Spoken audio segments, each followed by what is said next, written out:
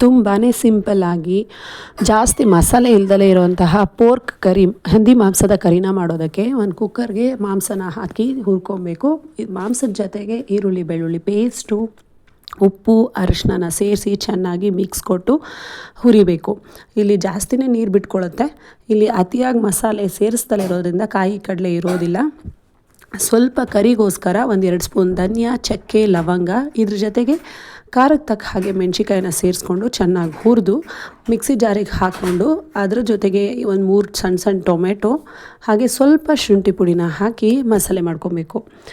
ಕುಕ್ಕರ್ಗೆ ಈ ಮಸಾಲೆನ ಹಾಕಿಬಿಟ್ಟು ಇದ್ರ ಜೊತೆಗೆ ಸ್ವಲ್ಪ ನೀರು ಮಿಕ್ಸಿ ತೊಳೆದಿದ್ದು ಹಾಕಿ ಒಂದು ಚೆನ್ನಾಗಿ ಮಿಕ್ಸ್ ಕೊಟ್ಟು ನಂತರ ಸ್ವಲ್ಪ ಕರಿಮೆಣಸಿನ ಪುಡಿ ಸೇರಿಸಿ, ತುಂಬ ಬೇಡ, ಸ್ವಲ್ಪ ಕರಿಮೆಣಸಿನ ಪುಡಿ ಹಾಕಿ ಹೆಚ್ಚಿರುವಂತಹ ಕೊತ್ತಂಬರಿ ಪುದೀನನ ಹಾಕಿಬಿಟ್ಟು ಕಲಸಿ ಲಿಡ್ ಕ್ಲೋಸ್ ಮಾಡಿ 3 ವಿಷಲ್ ಕೂಗಿಸ್ಕೊಂಡ್ರೆ ತುಂಬ ಕಡಿಮೆ ಮಸಾಲೆ ಇರೋ ಸಿಂಪಲ್ ಆಗಿರೋ ಟೇಸ್ಟಿ ಹಂದಿ ಮಾಂಸದ ಕರಿ ರೆಡಿ ಆಗುತ್ತೆ.